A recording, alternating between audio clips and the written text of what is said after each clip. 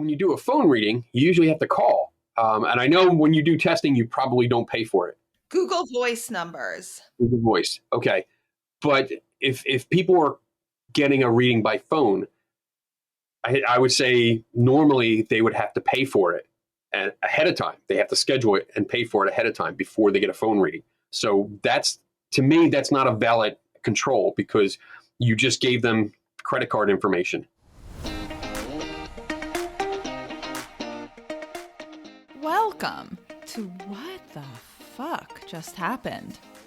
I'm your host, Liz Enton. If you listen to the intro, you know my story. If not, here's a brief summary. I'm a sciencey skeptic, and when my dad died, I took a shot in the dark and decided to investigate if there was any possible evidence of an afterlife. I assumed that was as realistic as Santa Claus, but I was desperate. However, I was so blown away by what I discovered that I wrote a book and launched this podcast. In this podcast, I will be talking to some fairly normal people about some really weird shit. I speak with everyone from psychic mediums and afterlife researchers to ordinary people who've had some inexplicable experiences. So come, listen. There's no need to draw any final conclusions. Keep an open mind and wonder, what the fuck just happened?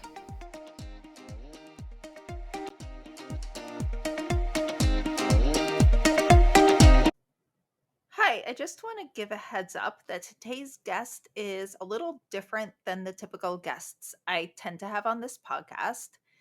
He is a skeptic, like me, but he has concluded that none of this is real, or as far as he thinks. But now, why am I having him on?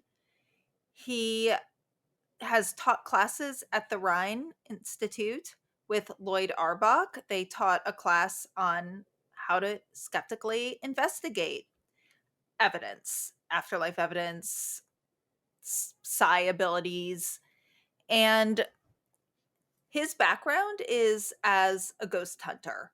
He did a lot of the kind of more sensationalized ghost hunting projects that I will agree do not necessarily have good evidence behind them. And he's respectful, open-minded, curious. And I just think it's really important when you're investigating all this to talk to people and make sure you're investigating logically and skeptically and carefully. So he and I talk about a lot of that to make sure I really am being as careful and evidential as I can be when I get readings with mediums. And what evidence has he seen or not seen that makes him think there's no afterlife? I want to make sure I'm always on point when investigating afterlife evidence. And I also am very curious why some people have investigated this and drew different conclusions. I also want to give a bit of an advanced, quote unquote, trigger warning to be obnoxiously millennial. And I wouldn't even bring this up, except that I know a lot of people listening to this are in grief. And I remember the early days just starting to research this evidence with my heart in my throat. Kenny has done really thorough, interesting investigations, but he has not worked in the Division of Perceptual Studies or at the Windbridge Institute.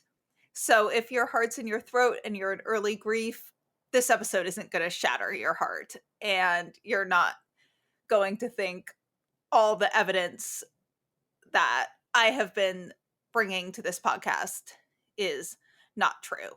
He really shows how to make sure that if you are investigating this, you're doing it thoroughly and logically, so you can trust your assessment. And I think it's a really, really especially fun episode. So I think you'll enjoy it a lot. Hi, everyone. I have a guest today, Kenny Biddle. He taught a class with Loyd Auerbach at the Rhine that I took, and he's even more skeptical than me, if that's possible, and maybe has drawn some different conclusions. And I just think he's a very, very interesting person. So I'll let him introduce himself. Hi, I am Kenny Biddle, as you said. I am the Chief Investigator for the Committee for Skeptical Inquiry, which is it's under the umbrella of the Center for Inquiry, which is based in Buffalo, New York. I've been investigating paranormal claims for, so long, because I am old. I'm an old guy. So it's been 20 plus years, off and on. I started out as a ghost hunter. So I was on a ghost hunting team, did my own thing, did the whole ghost hunting stuff that you see on TV, which I'm rather embarrassed about now. But it did teach me a lot of good information and good lessons, that I can relate to now when I interact with ghost hunters today. But through some experiences, I began to rethink a lot of the stuff that I did and that I believed, and I looked deeper into them, did better research than what I was doing, which was mostly like anything written by a ghost hunter I was taking as fact, which is just not really the good way to go. And then the more I learned, especially photography, I got into photography for a while, and the more I learned about that, the more I understood a lot of the photographic anomalies that I was getting were not ghosts. They were artifacts, either produced by the camera or by operator error, which meant me.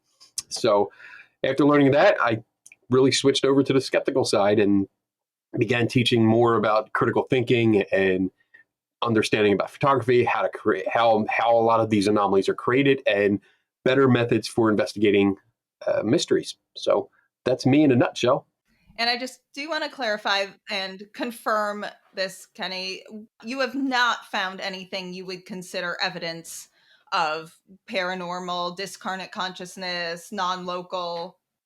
Right, right. As, in my experience, and I want to make that clear. In my experience, I have not come across anything like that. I'm still looking. And I think it's really important to have guests like this on, because I think it's very important, if any of you are looking into this, to really examine critically, because I feel I have found stuff in what I've researched, but I feel there is about 90%, until I found this one little enclave, 90% was fraud, and there's a lot of fraud. And I just want to make sure any of you investigating this don't get deceived, really know how to think and, compare when you hear things. Does this sound like it makes sense or not? And I think Kenny is a really great example of using your mind in a critical, intelligent way. Aw, that's so nice. Thank you so much. I appreciate that. You're welcome. I will add to that I think Loyd is too, and he drew a different conclusion. So don't get disheartened. Just, explore and think and see. Right. And I want to add, too, that Loyd and I get along rather well personally. We do have different views on several things, but we also agree on several things. So it's really, and I actually used Loyd in a presentation that I do. I actually did a presentation last night for at the center here for about 60 people, and I was talking about how we can get believers and skeptics to work together. Some approaches that me and other skeptics can use to approach believers.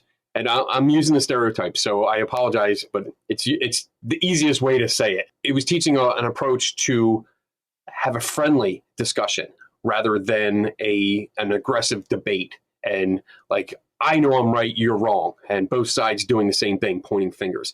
I don't like that. I'd rather get along. And part of my presentation is just demonstrating people that I've gotten along with that are on the opposing side. And Loyd is one of them because he came on my show. I did the course with him at the Rhine Institute. So it shows that we can work together, even though we have different opinions. I agree. And I actually would say I'm a skeptic too. I just feel I take a little bit of the white crow approach, where I have seen, the one white crow a few times. That's made me think that consciousness or whatever, I mean, if I could define it, I'd sit here with my Nobel Prize, but that's the problem. That's the stickler with all of this.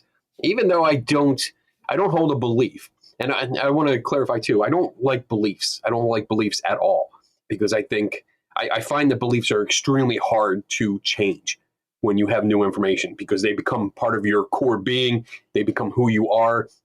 So in order to change a belief, you basically have to change yourself and what you might have incorporated into your daily life. And it's really difficult. So a long time ago, I switched, and this is not my idea. I totally stole it from the movie Dogma, but instead of having beliefs, I have ideas. And my idea right now is that I don't think there's an afterlife. But if new information comes to light that is proved valid, then of course I'm going to change my worldview because that's the way this is supposed to work. And it would be much easier for me to change an idea than it is a belief. It's interesting. I actually agree with you, except that I think there most likely is an afterlife, but I'm still an atheist. And I call myself even not an atheist exactly, an evidentialist. I have yet to see any evidence that I could call a god, but I have seen evidence in different areas that I could conclude where consciousness behaves non-locally. And I mean, I've talked about a lot. Why in my podcast? So I'm curious then, well, the afterlife that you are referring to, that you I guess quote unquote believe in, what do you see it as? I mean, if you don't, and this is a curious question, so I'm not like accusing or anything. It's funny because I don't think I've ever come across an atheist that did believe that there was an afterlife. At least nobody that used those two terms together. So what do you see as an afterlife? You asked a question that's going to take a little bit of time for me to answer, so here goes. Okay. First of all, I don't believe in an afterlife. I'm going to call you out on that word again. I think there is a preponderance of evidence that the laws of the universe are different than we see.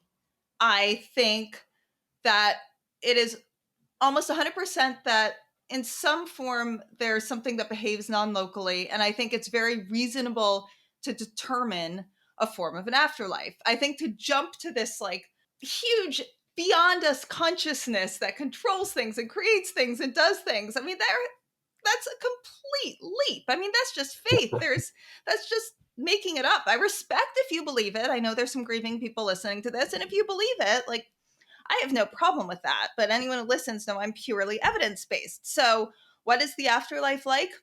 I don't know. Why do I, if I knew, again, my Nobel Prize, come meet me while Stephen Hawking, I guess if consciousness survives and I communicate, I could hang out with him. But There you go. here's what I think is multiple things where I've seen consciousness behave non-locally. I'll start with I have seen mediums get accurate information under tight controls. I hide my name, I hide my identity. I even thought some might use facial recognition. That's how skeptical I am. So I used phone calls, Google Voice numbers. They knew things they could not have known by normal means. I will say only a tiny percentage, but these are the ones that are being studied by Winbridge and Dr. Julie Beischel and certified by the Forever Family Foundation. I've seen plenty of nonsense. Two, I bent a spoon. I can't explain that by normal means. I personally experienced it. I have become dear friends with some of these mediums and have come to trust them. That's anecdotal. I would completely respect if you then dismiss that as an emotional whatever, but I have come to see I have religious friends too, and the medium's definitions of when they talk about their experience is much more evidence based than my religious friends. I have witnessed this small percentage mediums defy the laws of the universe again and again. I have gotten signs from, again, the other side's a woo word, so I apologize. We haven't come up with better words. Again and again.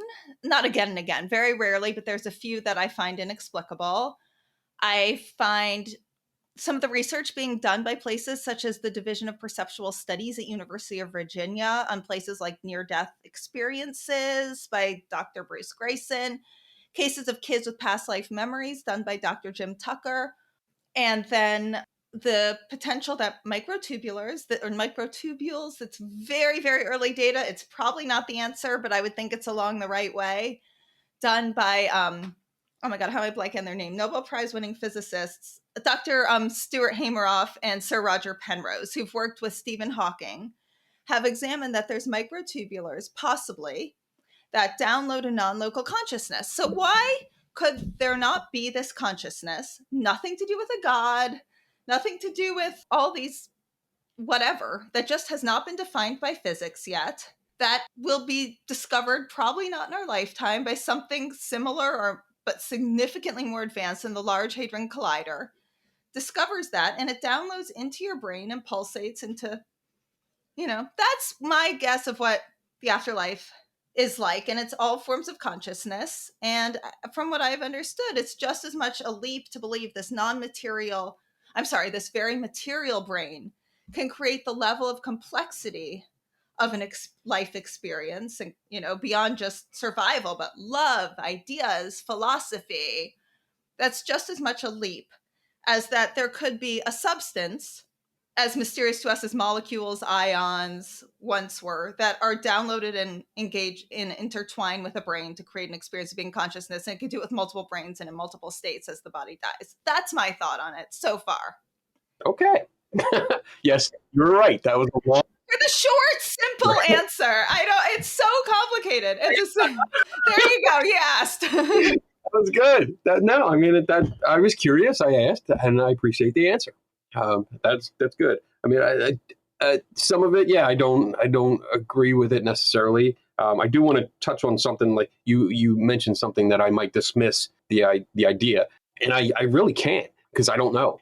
I mean, it comes down to that. I don't know. I don't know if anything that you said could possibly be true. I really don't know, and I won't know until I take my trip over to the other side and hopefully explore something. I mean, I really am hopeful. I just don't know if that's what's going to happen. I got to wait and see. But I appreciate the answer. I'm going to ask you one question quickly about reincarnation, because I think a lot of people who think there's no afterlife never thought of this. And again, I was raised an atheist. Like, I never thought there was an afterlife. I got into this because my dad passed away. And one of my very first thoughts came up with reincarnation. And at this point, I thought consciousness was created by a brain. And my first thought was, consciousness created me by all these firing neurons, and it created a me, and I'm getting to experience this. Why could that not happen again in 200 years? I wouldn't be Liz again, but I could be another human being. Just the dumb luck that it was a me happened once. There's no reason that couldn't happen again. No karma tied to it. Just a bunch of brain neurons that I got to experience as a me again. So, are you saying that?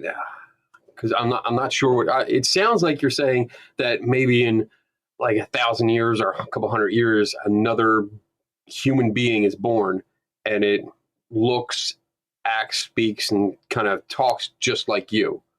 That would be another you.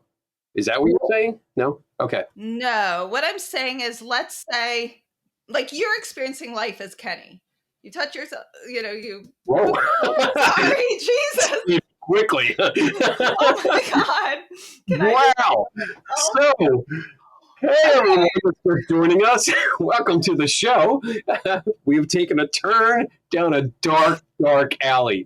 So for anyone not looking at the video, my face is bright red now.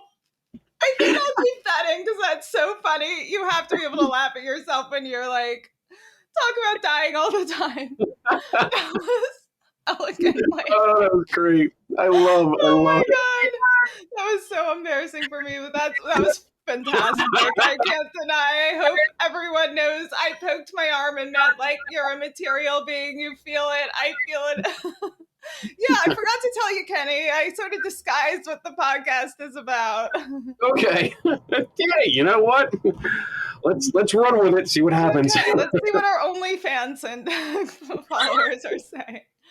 Okay, let me back this up. Like, you poke your arm, you feel it. You have thoughts, that's your personality.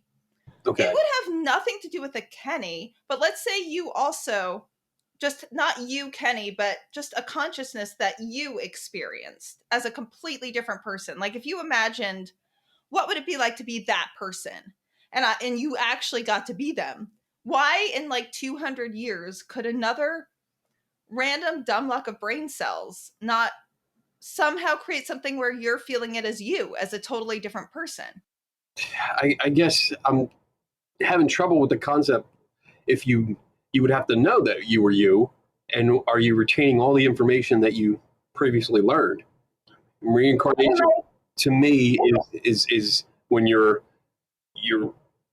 as I understand it, it's being born again in another body after you previously died, but you are still you, just in a different body. That's what some of the research of Dr. Jim Tucker and the late Dr. Ian Stevenson implies.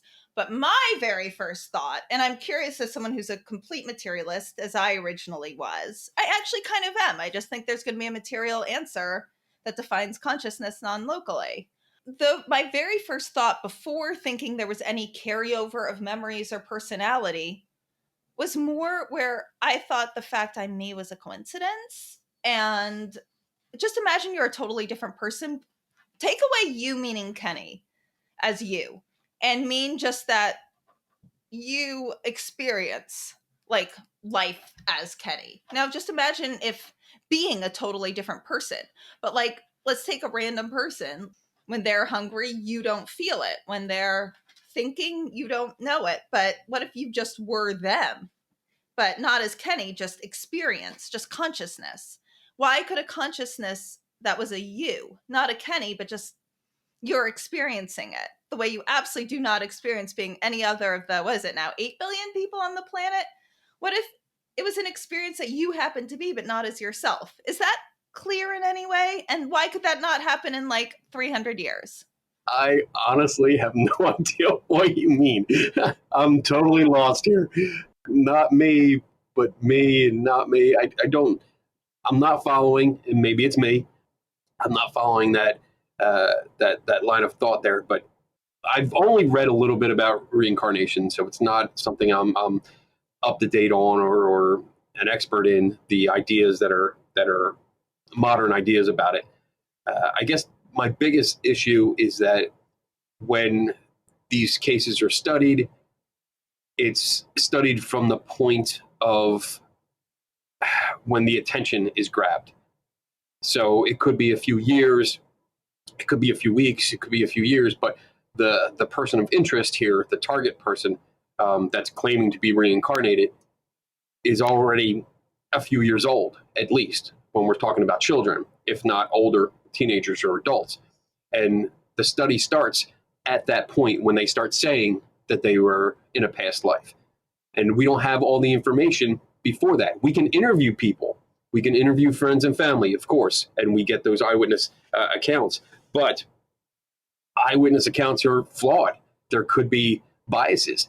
These are families that are together, and likely, and it's not 100%, but I would say it's more than likely that the family and friends have already talked about it and discussed it and kind of synced up their stories, not intentionally, but synced up their stories before a researcher came in.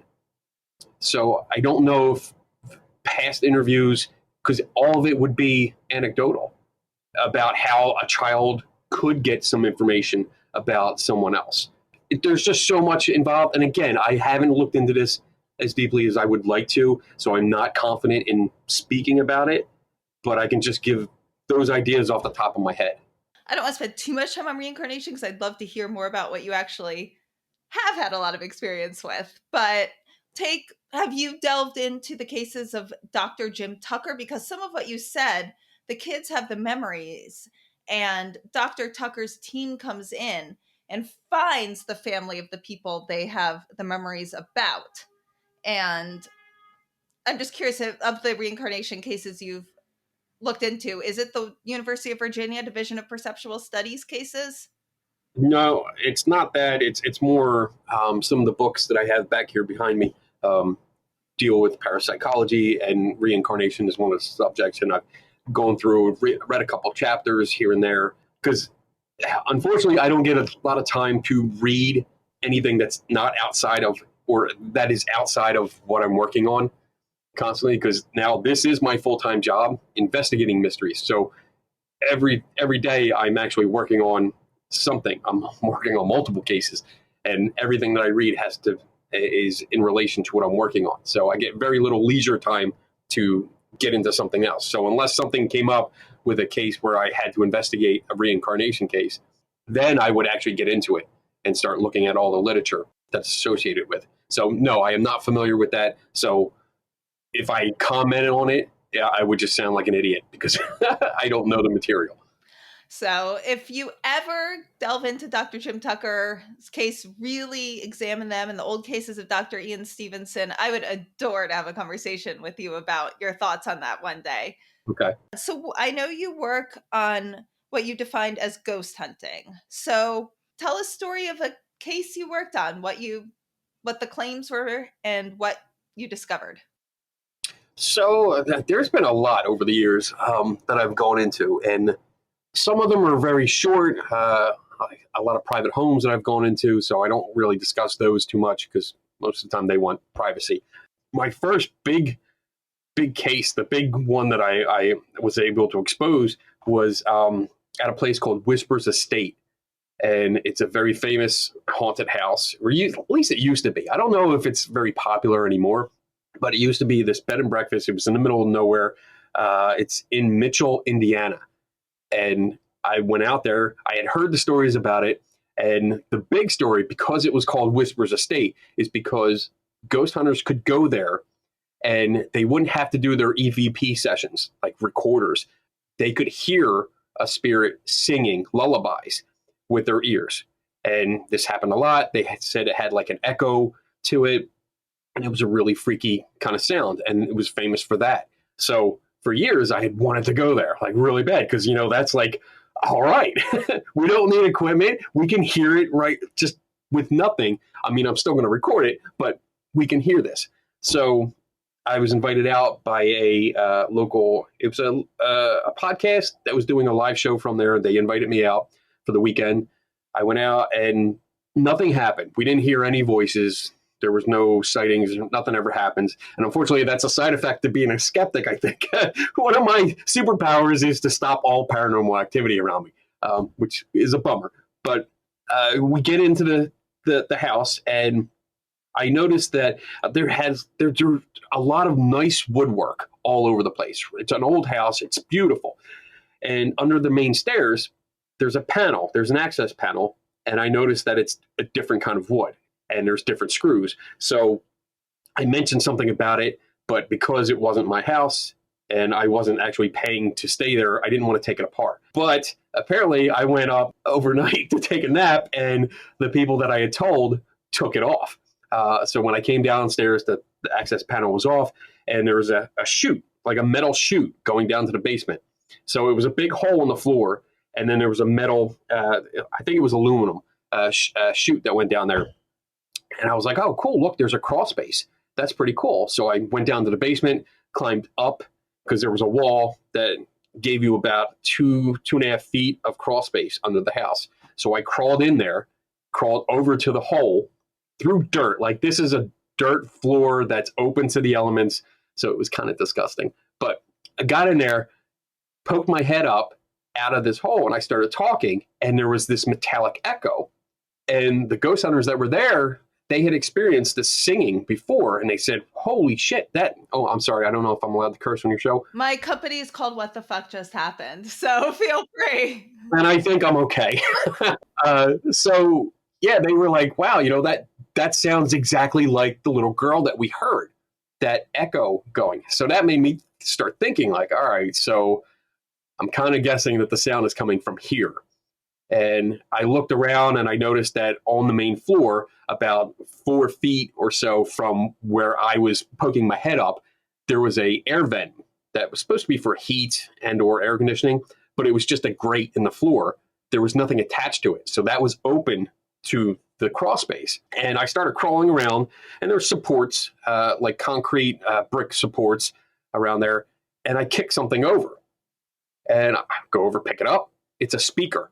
And it's right underneath the vent going to the main floor. This is exactly where they hear the singing coming from. It's not just the living room. It's actually right there in the entryway. And I was like, oh, look at this. Picked up the speaker and noticed the wiring was set on a path. It wasn't just crumpled there. It was actually set around the pillars going back to the basement to where there was old CD equipment that was taken apart but stored in a big bin. So I didn't solve it completely, but my idea was that they were pumping this music through. They had recordings and they were using the speakers to pump it through. And the catch was that when I visited, it had been under new ownership. So the new owner, since the new owner took over, the little girl's voice had not been heard, and it's not been heard since. So I'm pretty sure, like I'm confident, but not 100% because I don't have all the proof. But the evidence points to a hoax, and that was really really cool. It was exciting to me because that was like a Scooby Doo moment, and I was able to get pictures of the speakers because there was two. I found another one, and it was just like, wow, this is mind blowing that this person was broadcasting this and pumping up this reputation, and it looks like it was a hoax. So that was one of my favorite cases, and that really started me on the way of better methodology of investigating claims. I'm not just sitting there waiting for something to happen. And that's one of the distinctions I make between like what I do and what you usually see ghost hunting groups do. They usually go in and sit and wait for something to happen. And I refer to that as a stakeout. That's not investigating. That's just waiting. And I'm not trying to be, insulting, but that's what it is. But I'd rather go in there and look at the claims and investigate the claims and see what's going on. Like, what can I find? So that was one of my better cases, my early cases.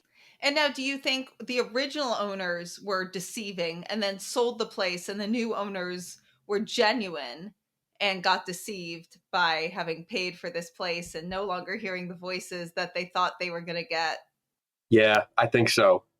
Because the podcast host had called the owner, the next morning because the podcast guy was pissed off.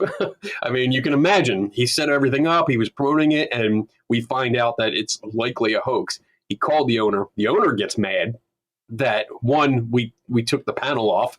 And I was like, that's why I didn't take it off because, it's not my place. But he was mad because of that. And he was also mad that we found speakers and embarrassed. I think he was angry from the embarrassment that somebody found it. And not only somebody, but a skeptical guy, because, it's like, oh, great, the skeptic freaking found it. That just, makes it even worse. So, yeah, I think he was deceived. I mean, I actually feel bad for him. And how many do you think of the majority that reach out to you? Do you think most are honest and just confused, or honest and, believey? Or are there a lot that are trying to deceive? I think the majority are honest. They really believe what they're saying to me. They really believe the alleged evidence that they got and they're presenting to me or sending to me is real. I don't think there's any deception for the most part. They're genuine. They tell the story. They have emotion tied to it. They are looking for answers. It's a small percentage, and I don't know what percentage it is, but it's smaller than the people that are genuine, that are definitely deceiving. They know what they're doing. They know that they don't have something. They know they either created it, because I catch that sometimes. They created something, or they kind of know it's not real, but they want to believe it anyway. And they usually believe it anyway because it's a chance at the spotlight. And that's a common theme that I see. It's a chance at the spotlight to get on TV, maybe to get a series deal or a book deal, or become the power celebrity that gets invited to all the conferences and gets paid to be there, and they can speak, and they get the spotlight a lot. So, but I think definitely the majority are sincere. I don't think a lot of people are really trying to deceive me, but there are some. There's always some. Is it hard to let people know the results? Are they often devastated, or what? How do they react when you show them that it's a normal material answer? It's a mix. I think early on it was a bigger mix because people they really thought they had something, and when they're told no, and this is why, and that's something that I it's my practice, it's my philosophy. I do not just tell you no, it's not a ghost, or it's not Bigfoot, or it's not this. I tell you why I think that, which often leads to a very long conversation. But the mix of reaction is usually, sometimes they're hurt, they're disappointed because they really thought they had something. Sometimes they get angry because they really thought they had something and now they find out they didn't and they're pissed off. And usually they're pissed off at me and I don't know why. Well, I know why, because again, I'm the one that the buzzkill. I explained that their photo wasn't what they thought it was. I explained the video or whatever, and now they can't go forward. But on the other side, there's a lot of relief too, because especially if somebody thinks their house is haunted and they don't want it to be, there's relief when I can tell them, well, no, these orbs that you have are usually caused by dust particles or bugs or lens flare or something like that. And we can recreate what you have here. And there's relief because now it's like, oh, all right, they're not laying in bed at night with the lights off thinking, there's demons looking at them, watching them take a shower and stuff like that. So there's a relief. There's other times, though, I should inject this, that I don't offer an explanation. And that usually comes with somebody that's going through like a recent death. And they tell me more or less about a feeling. Like they had a dream the other night about like their mother or father that had just passed away. Or, a friend of theirs that visited them in a dream, or they felt, they just were watching TV and they felt their presence, and they ask me what I think. Like, well, does that make you feel good? Yeah. Well, then I really got nothing to say about it. I can't tell you what a feeling is. I can't tell you what caused that. There could be a whole plethora of things that cause that. But is there really any need to get into it? No, I don't think so. If it brought you some comfort, knowing that, having that idea that your friend was around or your family member was just saying hi, so be it. I'm not there to ruin it. If they persist, then I'll say, well, it could be an open window somewhere. It could be a breeze. You could have gotten, we can get into it a little bit more, but I'm very polite about it because, you're dealing with a very emotional topic. So I don't want to upset them and piss them off for no reason.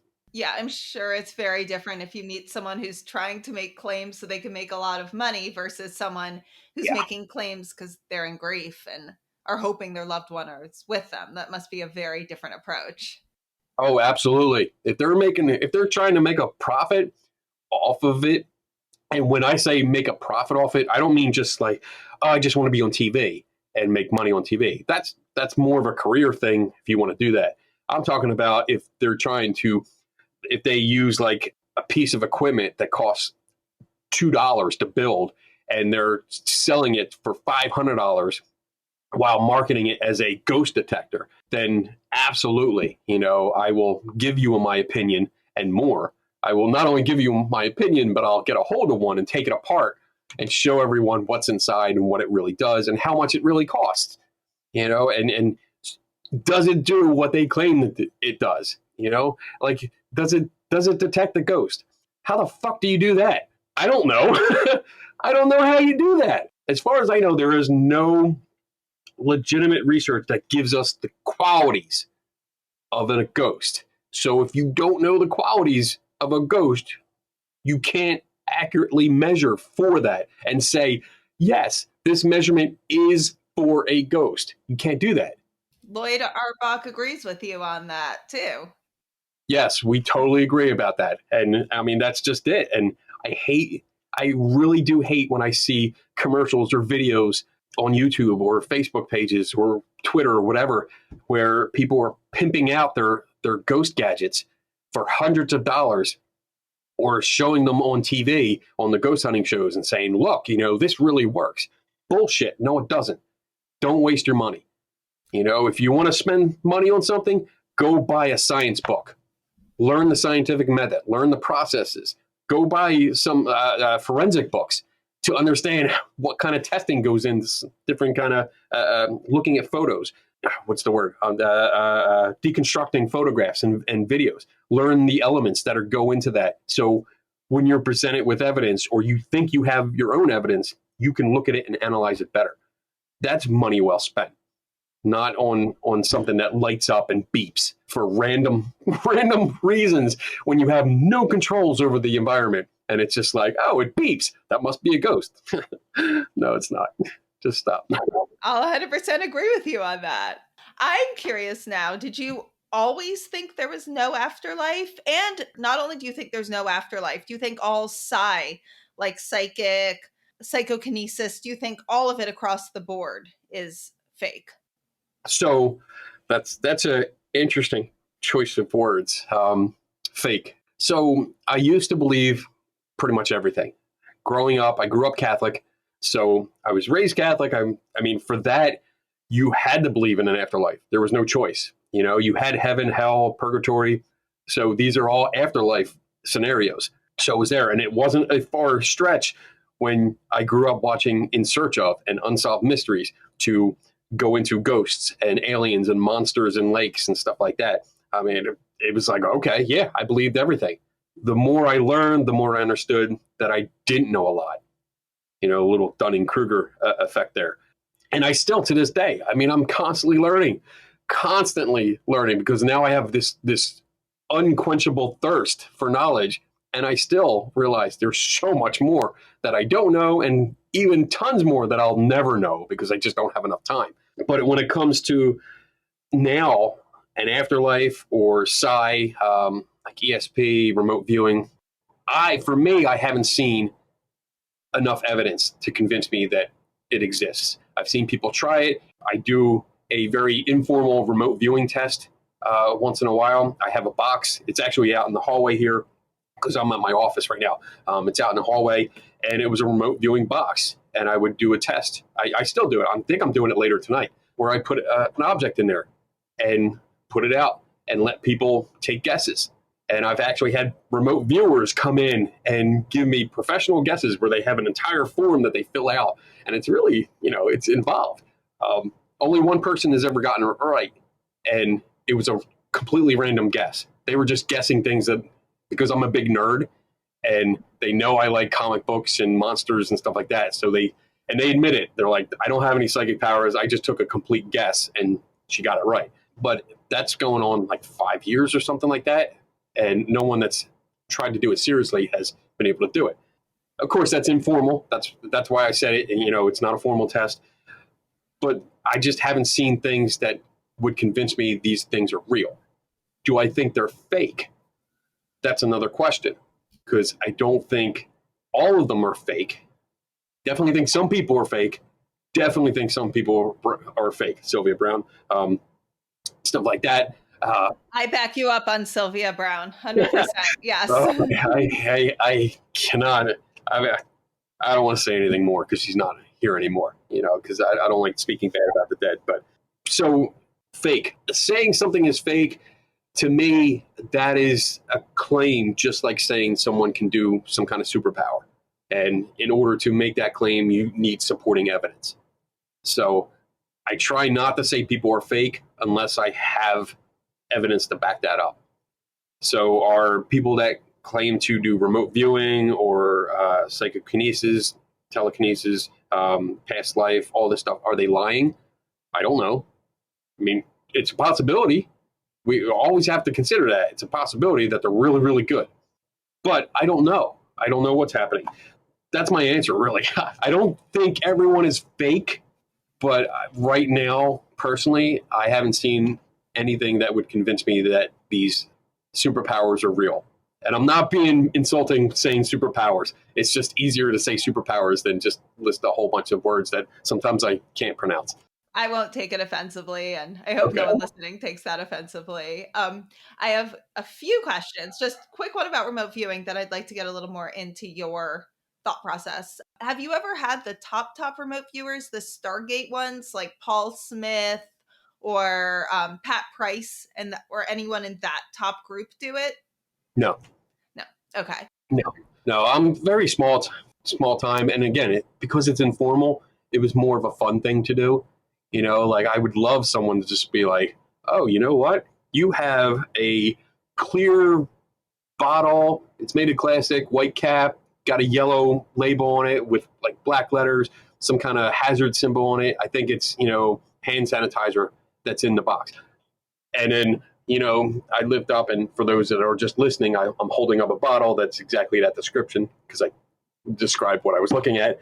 That would be awesome. That would be really cool and worth looking into. But I guess what I'm getting at is the little bit that I've read. And again, I'm not an expert on this. So I want to make sure anyone that's going to come at me with hate mail or like, we're going to pound you down with information. I am not well versed in this. Do not send hate mail. We're respectful. We like to talk about ideas. I will be so sad if you are mean to anyone. It wouldn't be the first time. So, I mean, sadly, I've gotten used to that. But most of the stuff that I have gone over, and I mean, I do go over some of the published literature because a friend of mine and colleague, Dave Schumacher, is very into that. And we do a show together with another gentleman, Tim Vickers. But Dave is into the parapsychology research and literature. So he often shares papers with us, and I go through them and I read them as best I can because I'm not the smartest guy in the world. And I read the abstract, the intro, and then the conclusion. And then if there's questions, I usually get into it with Dave, and then maybe we'll go through the everything in between.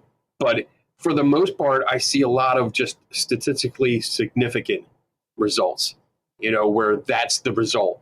It's statistically, and that's a word that I have trouble saying. So if I screw it up, that's me. Statistically significant. And that's usually like all that I see. That's all I see is happening. And then it's followed by, this may prove to be something legitimate or may show that this is a real phenomenon. I don't want to say this as derogatory or in a bad way, because that's how it's coming out. That's how I'm hearing it when I'm speaking. But it's always something about it needs continued research. And it's never, and science is never final, but it's never like a real concrete kind of answer. It's always may or probably or could be, which is interesting. But when it's over and over again, I lose that interest. And again, I might not be reading everything because I don't read everything. So I don't know if there's other stuff. And I see you smiling. So I don't know if there's other stuff that I'm not mentioning. I'm just smiling like I'm enjoying the conversation go on. Yeah, there's so much, but I mean, if you ever took 10 years of your life and examined all of it, and that's it. Like that's the problem. Like I would love to do nothing more than learn about all of these topics, but there's just not enough time to be well versed in every one of these topics. And it's nice, like this conversation that we're having is actually nice. I appreciate it because you're not trying to force me into a corner here. And I've been on interviews where someone has told me, "Oh yeah, we want to talk about like your ghost investigations and stuff." And as soon as I get on, they're like, "So we're going to talk about this leaked UFO footage from the government." And they go into a conspiracy theory. And I'm like, well, that's not what we were going to talk about. I'm not up to date on that. They don't care. They keep pounding it and pounding it and pounding it. I'm like, oh, I'm going to look like an idiot because I don't know what you're talking about. Which is why I appreciate this conversation, because it's like, all right, I'm telling you I don't know, and you're cool with it, which is good. I like that. Yeah, I mean, there's so much I don't know. I wouldn't be astounded if I found out none, I mean, how do I know? I've, at this point, think there's a preponderance of evidence of an afterlife. Would I be shocked to find out otherwise? No. Would I be shocked to find out there was a God in heaven? Yes, I'll put it that way. So, so... I would be shocked that, I mean, I can't hide it if it was proven by science, like really proven, and we have evidence that just is overwhelming that there is an afterlife and ghosts exist. And if a ghost popped up behind me, you saw it, said, "Hey, turn around," and I turn around, there's one here, and I can talk to it, and then we have the best interview on the planet because we would sit here and interview that ghost. That would be great. I would be shocked as shit, but it would be something I'd be excited about. I wouldn't be upset that I was proven wrong because I've been proven wrong before, and it's a good thing. I mean, I hate being wrong, but it's a good thing because it's like, wow, this is so exciting and such a new path of information and exploration that I can go down. There's a ghost in my office. Holy crap. That would be awesome to me. That would really be awesome. Yeah, and I have seen levels of evidence like that I've interpreted to that level where I am like, holy shit. Unfortunately, not a consciousness discarnate. I kind of like to use those words because I don't know. I feel like it makes me sound less woo. But like discarnate like materialized next to me, and you saw it too, and we were talking to it, and it was talking the level we could. If it was that good, we wouldn't be having this discussion because it would be completely factual. If Yeah. the communication between dimensions worked like that, there wouldn't be Yeah. questions. The conversation would be different. It'd be like, you'd be asking me, so after the camera shut off, what'd you guys do? Did you go to the bar? Did you go haunt some Right. people down the road? But we wouldn't be investigating this any more than people still investigate meteors. So, I know that originally there was these reports of rocks falling out of the sky and everyone thought it was bullshit and there were meteors. So, I Yeah. don't know. I mean, it would just be fact, but unfortunately the evidence isn't that good. I think our grieving experiences would be very different if it was that good. Yeah. But what I actually want to ask you, so you believed everything. Kind of, we almost had the opposite experience in many ways of reversing, where I believed nothing and have come to conclude there's a most likely an afterlife. You had the reverse. You just believed. You considered yourself just like a non-critical thinker believing everything. Yeah. What would you define as much as you can? I'm sure it was a long, complicated process. How would you describe your turning points? So there's actually in the next issue, I think, of Skeptical Inquirer magazine that'll be coming out soon. My origin story is in there, and I actually go into what turned me around, really got me thinking. And I can give you a real brief thing. So I was in Gettysburg, Pennsylvania for a ghost conference many years ago when I was a ghost hunter. After the conference, went to the battlefields because that's what ghost hunters do. And during that, there was another group that came out and they were walking towards our secret area. I'll leave it at that. Ghost hunters are very territorial. So they were coming towards our secret area. I got mad. I walked out of the woods because we were in woods, walked out into the open field, and I yelled at this other group. And they stopped and then ran away, back to their cars, drove away. The next morning, they were telling the story to the conference people of how they saw an apparition the night before, and they started giving details. And as we listened, realized that it was me that they had seen, and that I gave them information. I told them like what I was wearing, what I looked like, what I said, everything. They didn't believe me. They didn't. They just dismissed me out of hand and said, "No, we saw an apparition." And I mean, everything fit perfectly. And then the last thing they said to me was, "You just want to steal our spotlight." And that really set me off like, okay, one, giving you information and you're ignoring it and still pretending that you saw a ghost. And two, you're just in it for fame. Like you want that spotlight and you think I'm stealing it from you. I'm trying to be truthful with you. And that really set me off. That really got my mind thinking like, how many times have I done this? Because ghost hunters and I love a lot of them. I'm friends with a whole bunch. I'm friends with psychics and mediums, and really good friends. But there's a tendency for all humans, we do this, to exaggerate and to maybe shove some information under the rug so we can tell a story and it looks better than it is. And I saw that happening, and then I realized that I probably did this too, and I probably did it, ghost hunting in someone's house. I told them that it was haunted when I really didn't know if it was or not. And that really, it stuck with me, and it drove me. It started driving me to learn more. And then, that's where it really started for me. Now, do you think they were dishonest and lying, or did they believe it so much you couldn't get past their belief set? I don't know. I really don't know. I mean, at the time, this is going back to like 2005 or something like that. So it was a little bit ago. I think by the end of it, that last comment was definitely like, shut up. We want to be important. They didn't want to hear it. So whether they believed it or not, it didn't matter because they just didn't want to hear anything. And at the time I was I was kind of the same way. I thought skeptics were bad. They were the enemy. Scientists were the enemy because they didn't want to take our information into account. And now I'm turning around and seeing like not all skeptics are good people either. I want to make that clear. Some are more cynical than others. But for the most part, a lot of the skeptics that I work with are nice and polite, and they want to know. They're just as eager to find something supernatural as I am. But there's a lot of ghost hunters too that are reasonable, and even UFO hunters and Bigfoot hunters, they're reasonable to a point, and then their beliefs take over, and they can't shake that belief. But do they all go as far as this group that just dismissed me out of hand? Some of them. We see some of them on TV shows. I can give you a list after the show. And one of my favorite articles, I just think it's a beautiful article. I'm sure you've read it, by Michael Shermer. If anyone doesn't know him, I'll put a link to this in the show notes, but he's a complete skeptic, and he wrote an article about an experience that shook his skepticism to the core and made him wonder. Have you had anything like that since you stopped believing? I have not.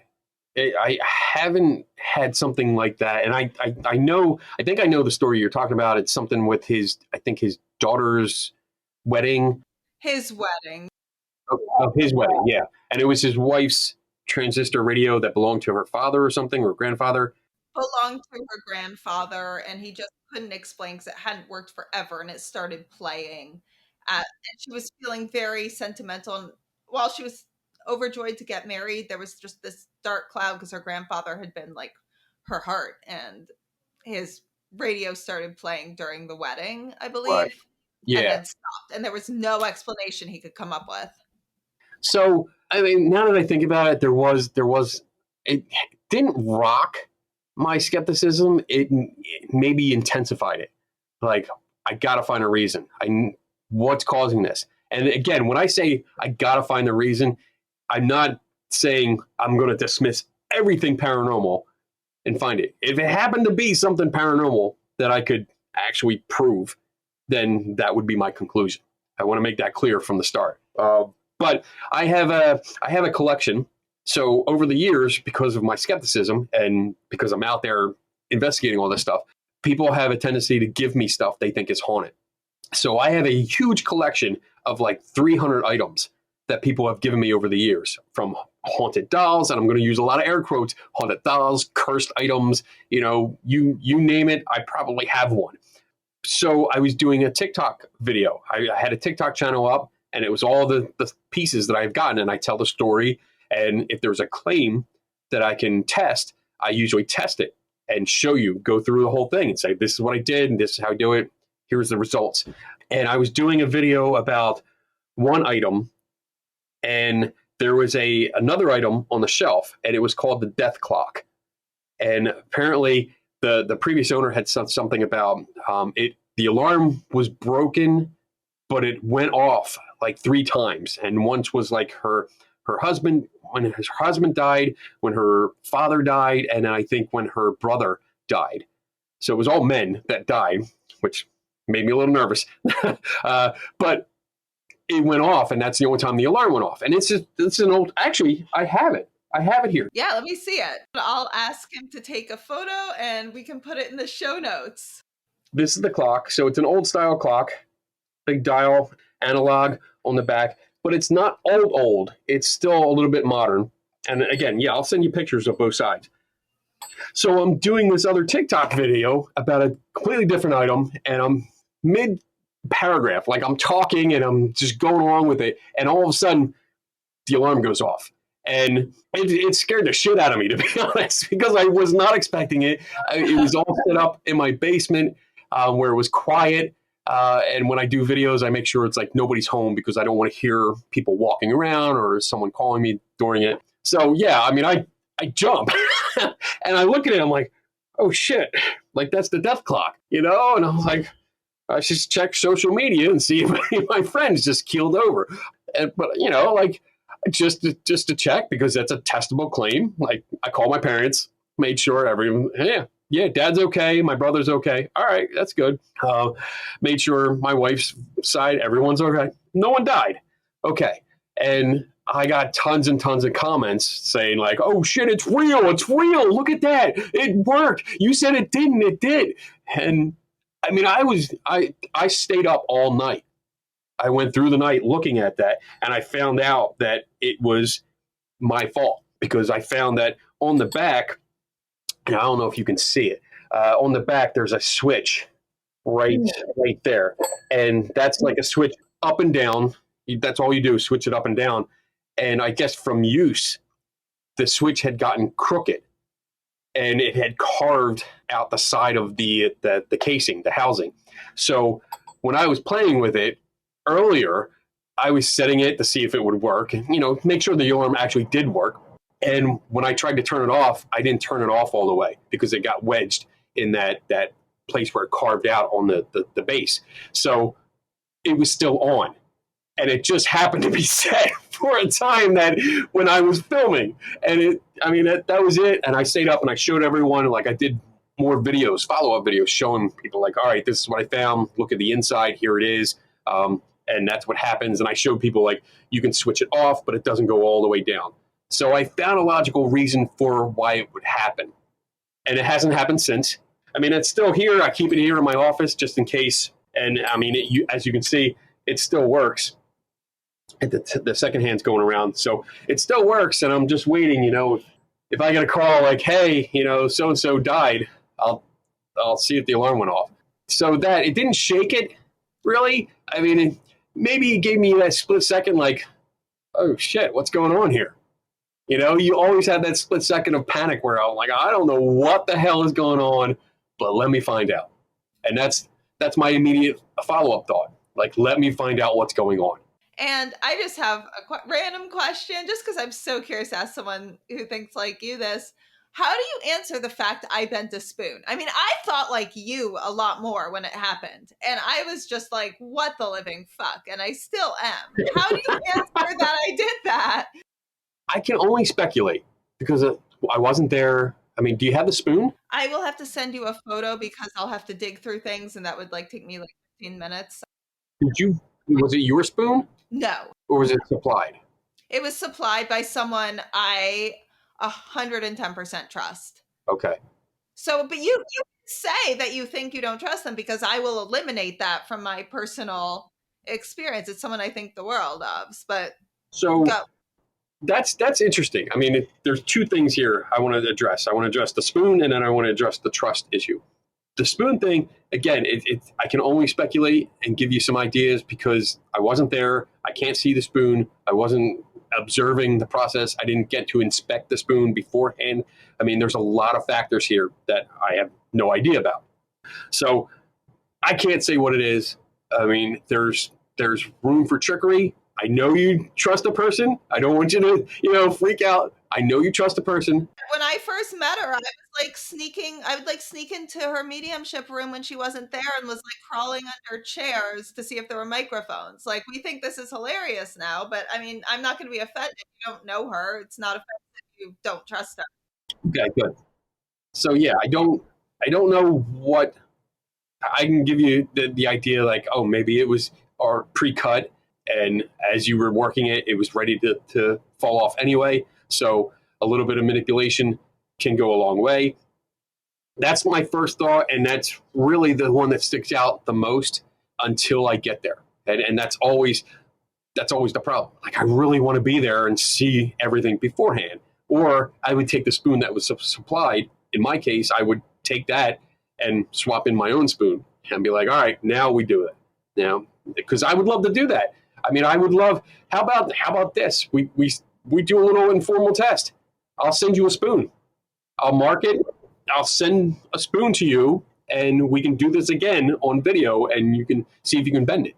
The only thing about that is I would prefer to have one of the people I know, the mediums who do this regularly, because I have tried about 30 times since then and have never done it again. But now here's the interesting part too, I want your opinion on. I went to another spoon bending workshop. It was me and about 5 mediums, small. We're all small women. If anyone hasn't seen me, none of us are weightlifters, is my point in saying that.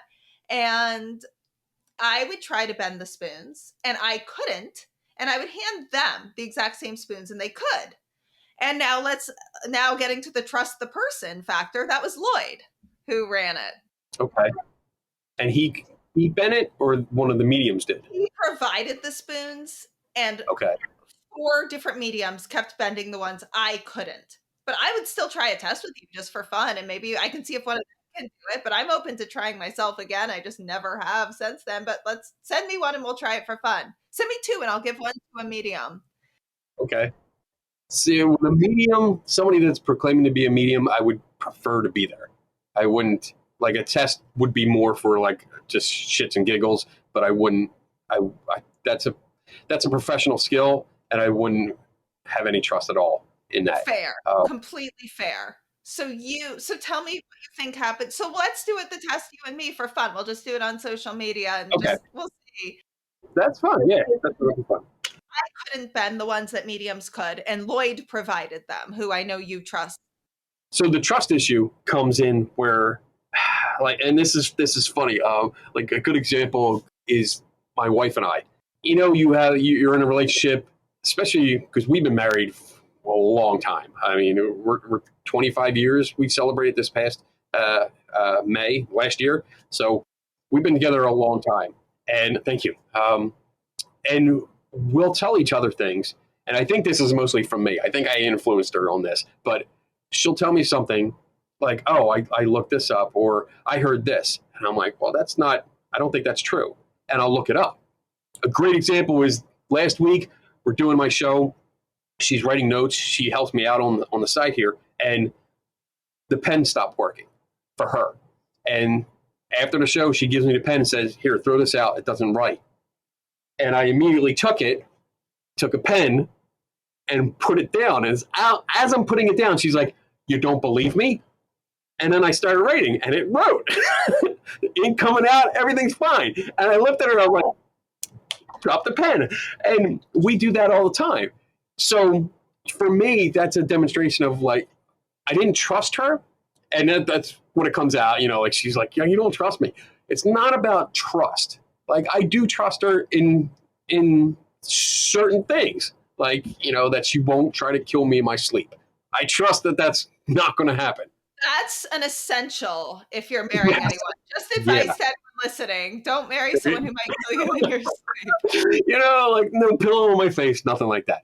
But when it comes to everyday things like that, or even tests like that, the trust factor comes in, and it's very hard to put complete trust in someone because we all make mistakes.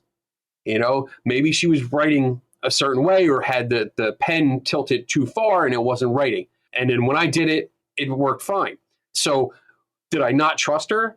That's not really what it was. It was, oh, let me see for myself. That's what I'm doing. Like, my mom tells me something, my wife will tell me something, and if I'm not sure, I try it myself.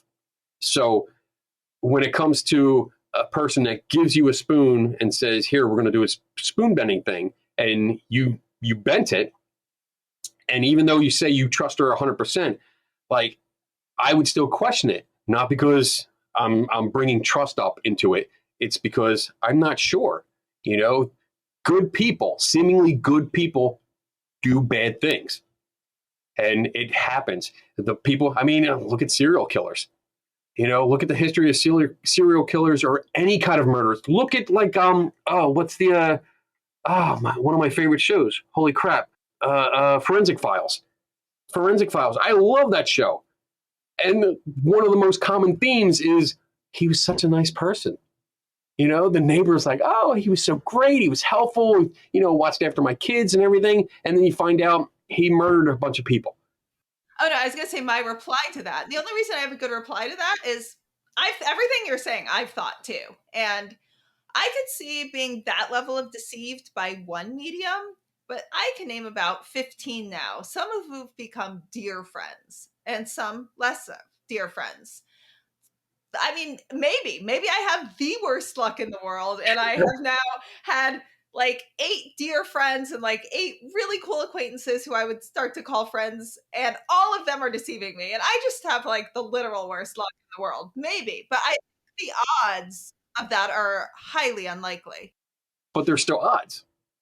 there's always a chance. And again, I'm not saying they all are deliberately being deceitful. Everything has to be case by case. You have to look at each one individually. And that's why I don't dismiss things out of hand just because it's similar to something I've already done. Because I don't know if, if the first 100 cases that I had that are similar all turned out to be hoaxes. That doesn't mean case 101 is a hoax. And I have to look into it. That's why it takes so long for people to investigate claims, because it takes days or weeks or months to look into that 101 case to make sure they are not hoaxing. So everything takes time. I don't try to group things together like that. So, I mean, that's the most I can say about your experience without actually being there. And the second experience where I was the only one who couldn't bend the spoon. You don't Yeah. have, and they could bend the same one. Same thing, just nothing. So why, like that makes me wonder. My first question is, why couldn't you do it again? Like, what happened? You lost your superpowers. You like exposed to kryptonite or something. I don't know. I mean, I have theories on that. I can't say they're right. It's, me still investigating. Right. Who knows if I'll know a lot more in 10 years. My guess is that there's some energy. I hate that word because I don't think it's the accurate word, but I don't think we have a better word. Like, until the Large Hadron Collider that's going to be developed in 1,000 years can measure whatever this thing is. So I'm just using the word energy. Whatever energy built up in me in this one moment made me able to do it. Mediums seem to have a lot more of it, and that's why they could do it a lot more frequently than me. I wish I could explain it more intelligently. We don't know. This is like, there's so much we don't know. So that's just my very, I want this studied. I agree. Like, why couldn't I? That's a very good question. But that's just my guess right now. Do I think that's the right answer? I have no idea. This is what I think based on the amount I have experienced and learned so far, if that makes sense. Fair enough. There's people who are listening to this who are really curious, and they're wanting to go to mediums. They're wanting to explore this. And I've been doing that. I have met some con artists along the way, and I have met some that I have concluded are not only genuine hearted, but genuinely able to do what they claim. And I've met some that are genuine hearted and not able to do what they claim and believe, but they're not gonna, it's not a dangerous situation financially to go to them or manipulation wise. And, the ones to be scared of, whether of all sorts, are the ones that know they're lying and are trying to deceive you. And what can people look out for? How can people be safe to not end up being conned? That's a good question. So there's a lot of things to look for. There's two basic techniques that I'm sure you're familiar with: hot reading, cold reading.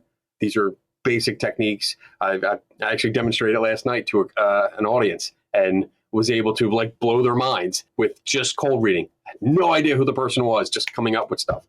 But look for questions. That's one of my key things to look for. How many times do they ask you questions? And I show this all the time. I have, I'm going to hold it up to the screen. This is a little counter and it fits on my finger. So when I'm actually holding it, you can't really see it. It looks like a ring, but I usually fold my hands like this for a reading. And when they start asking me questions, like I see a mother figure or a female figure, this could be a mother or grandmother. They're not telling me accurate information. They're making guesses and they're waiting for me to nod my head, like you're doing. Like that's what I always look for. You're nodding your head. I'm just telling everybody I'm being a polite podcast host when I get my readings, and I've still concluded a good portion are genuine. I'm not nodding my head, and many are on the phone and they can't see me. I just want people to know that. And I respect you have concluded very differently about mediumship than I have. However. So, yeah, I mean, I look for that. I look for how many questions they ask or how many vague statements they're making, because if you see a female, I guess, I mean, if you want to go as far as I go, usually I sit down and my first question is, how do you do this? Like, what are you actually getting? I want to know if you're hearing a voice or if you're seeing visions or if you see Uncle Ed behind me and you can actually see him like a real person, then to me, like for that experience or example, you should be able to describe exactly what he looks like without any questions. You should just be able to say he's got a thick mustache, he's got a beard or a goatee, he's got red hair, gray hair, white hair, whatever. You should be able to explain exactly what he looks like. If you're getting audio stuff that coming through, then like the one thing I hate is when I'm told, hey, I can hear them like I hear you. Like we can have a conversation. I hear spirits just like I hear you talking to me. And then they give me something like, oh, I hear a name starting with a D. Like, no, no, no, no, no. That's not what you said you could do. And I want to point that out. I usually wait to the end. So one of the things to look for is how many questions and how many vague statements they make, waiting for you to reply. Because if you're paying for a reading, then they should give you all the information. You should not be giving them anything. Be aware of your head movements. I mean, that's a big giveaway. Be aware of your head movements. If you're shaking your head yes, like you're doing, or shaking your head no. Again, podcast, I tell people to get a phone reading where they can't see you. Yeah. So that's what I tell people to do. The problem with that, when you do a phone reading, you usually have to call. And I know when you do testing, you probably don't pay for it. Google Voice numbers. Google Voice. Okay. But if people are getting a reading by phone, I would say normally they would have to pay for it ahead of time. They have to schedule it and pay for it ahead of time before they get a phone reading. So to me, that's not a valid control because you just gave them credit card information. I'm good. I've had my friends pay, not family, not business partners, friends. They've paid. Good. And do you use their name or your name when you schedule it? I use a fake name. A fake name? Oh, that's really good. Sometimes I use Elizabeth, but that's a very common name, like Elizabeth Smith or something. Okay, that's good. I use Eric Weiss, which do you know who that is? No. That's Harry Houdini's real name. Oh, cool. I had no idea. I love that. So I use that all the time, and that throws them. I mean, so that continue on. I mean, questions, vague statements. Be aware of that. Be aware of your head movements. That's a big deal. Facial expressions, because we have a habit of telling people yes or no, or if we like or agree, or if we disagree, simply by squinching our face or smiling, or like, like a big sigh, like, oh, you got it right. Or just like squinching your face up, like, I don't know about that. There's a lot of little facial movements that can convey your answer and tell them whether they're on the right track or not. I don't do that. I just had a super fun idea, and you absolutely don't have to do this because I'm springing this on you and it might be a huge pain in the ass. You gave a cold reading. Do you want to try to give me a cold reading and I'll use my professional sitter tactics? I mean, I can try, but I'm not good at it. I'm not skilled at it. When I did it last night, it was more like, let's just see what happens. If you want, let's see what happens. Whatever. And if you don't want to do this, we don't have to. So I think I'm seeing like what am I seeing? I'm seeing a father figure, but I told you already. Maybe. Shh, this is my reading. Maybe a father figure, but it's not your father. I'm seeing something else, like an uncle. Yes. I'm seeing an uncle that's maybe like, I want to say like R, like starts with an R. I'm not sure. Yes. Yes? Yes. Oh, wow. So I'm seeing something like you were kind of close to them. I would almost like a father, but not. I'm not sure what's going on here. Which one was it? Was I close to him like a father, or was I not? See, you're doing exactly what I do. I love it. This is great. I think you were very close to them, and I think something happened.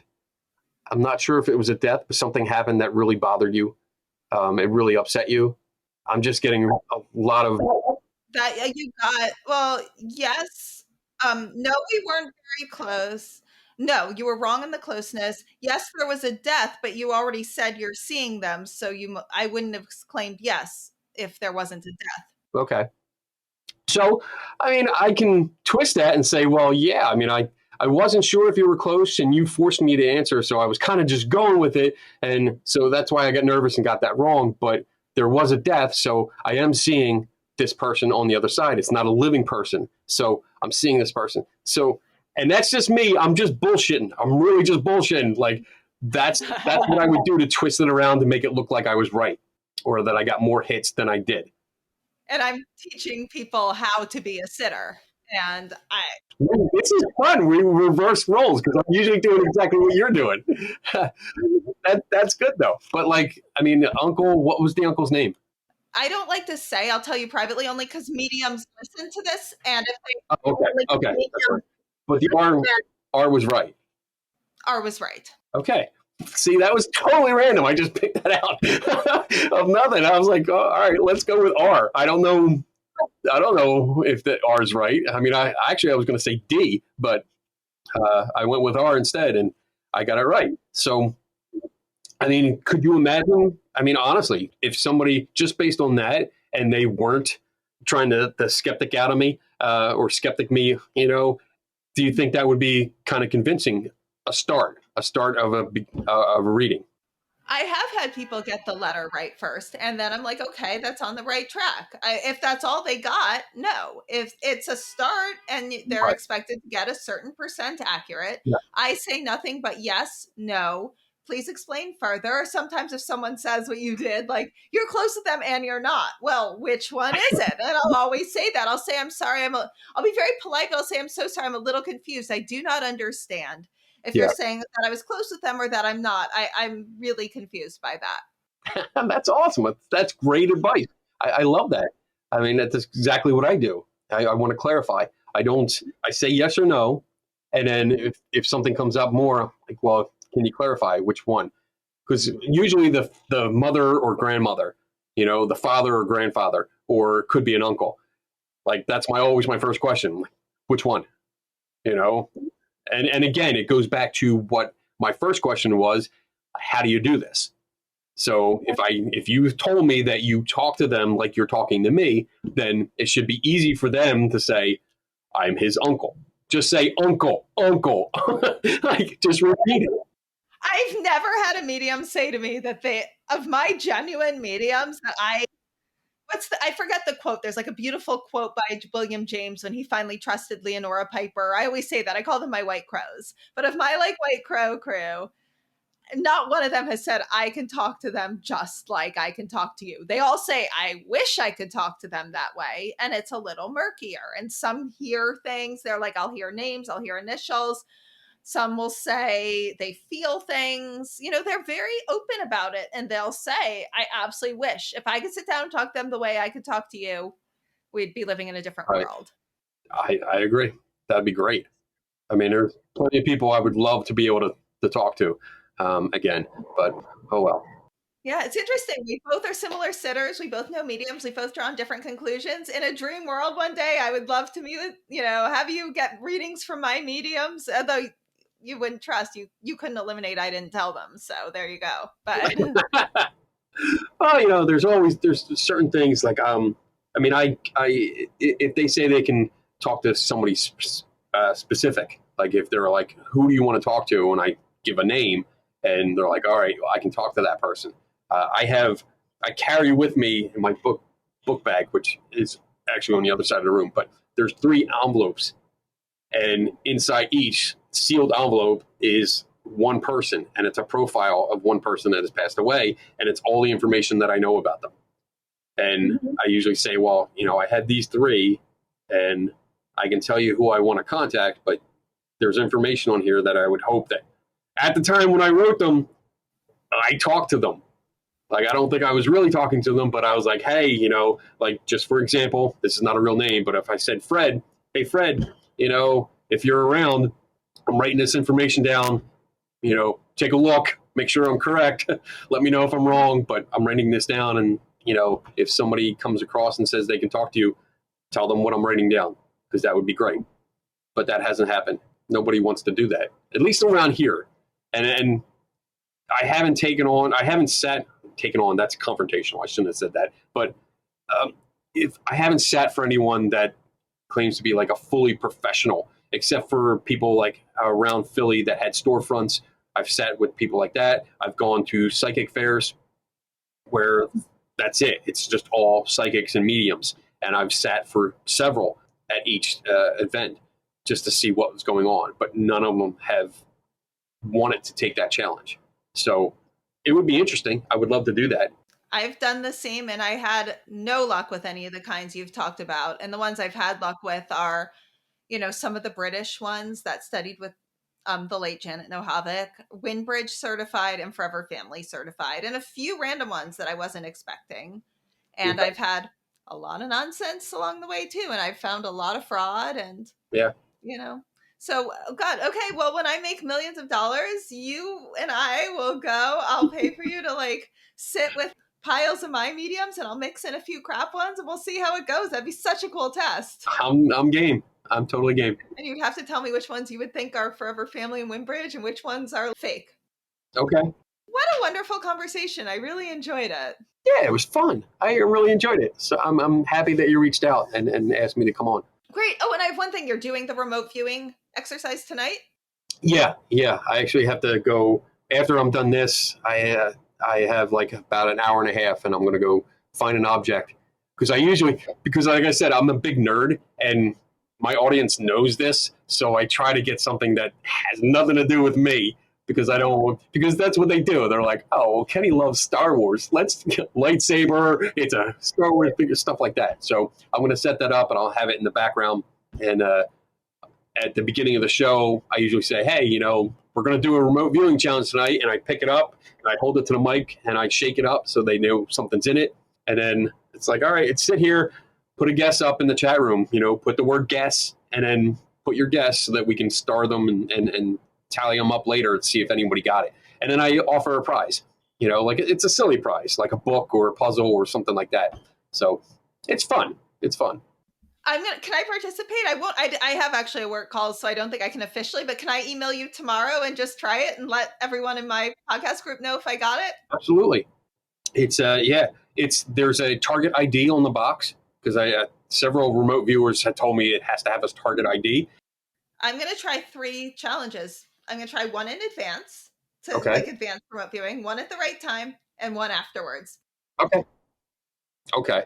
So I will make sure, because sometimes I open it up at the end of the show, but other times I tell everyone we're going to wait until next week and I'll open it. So I'll wait till next week to open it so that you have time to get your guess in. Okay.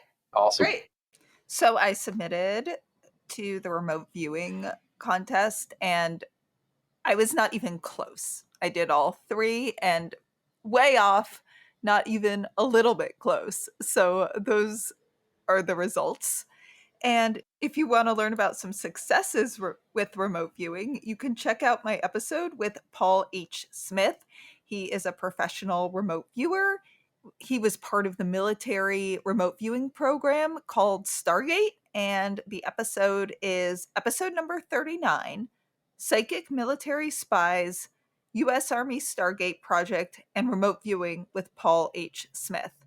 And he is obviously significantly better than me, who, again, didn't even come close. Where can everyone find you, follow you? So, yeah, you can find me on Facebook. I have a page called I Am Kenny Biddle, and it's not like I'm being conceited. Sometimes I put that disclaimer in. The name comes from, I've dealt with so many people on social media that hid behind page names instead of their own name. So I never knew who I was talking to, or if I was talking to several people instead of one. So I made that page, I Am Kenny Biddle. You know who you're talking to. It's me. So you can find me there. I'm on Twitter under my name. I'm on TikTok under my name. You can also find my work at skepticalinquirer.org because I write for Skeptical Inquirer magazine, both the print version and the online version. And I do lectures everywhere. Anyone that has me, that will have me out. I do lectures. I just did a lecture series on how to get paranormal believers and skeptics to work together, which went over really well. I also do workshops on photography and solving mysteries, like my steps for solving mysteries and deconstructing photography that's out there, like ghost photos that are out there, famous ones. I deconstruct them and show you what I see and how to recreate them. So there you go. That's me. To get more information on what the fuck just happened, go to WTFJustHappened.net. There you can order my book, What the Fuck Just Happened? A Sciencey Skeptic Explores Grief, Healing, and Evidence of an Afterlife. And you can learn all about how I came to conclude that there most likely is an afterlife. You can also learn about the early stages of my grief and the amazing, fascinating people I met along the way. You can also read about how much I harassed them trying to get evidence, see if they were cheating, and see if they were sane. There, you can subscribe to our newsletter. If you enjoyed this episode, please rate and review us wherever you get your podcasts. It makes such a difference, especially for a new podcast like this one. And if any of you have had a crazy what the fuck yourself, have any questions, feedback, or just want to say hi, reach out on either Instagram at WTF_just_happened_ or email me at hello@WTFJustHappened.net. And remember, you don't have to draw any final conclusions as you wonder what the fuck just happened.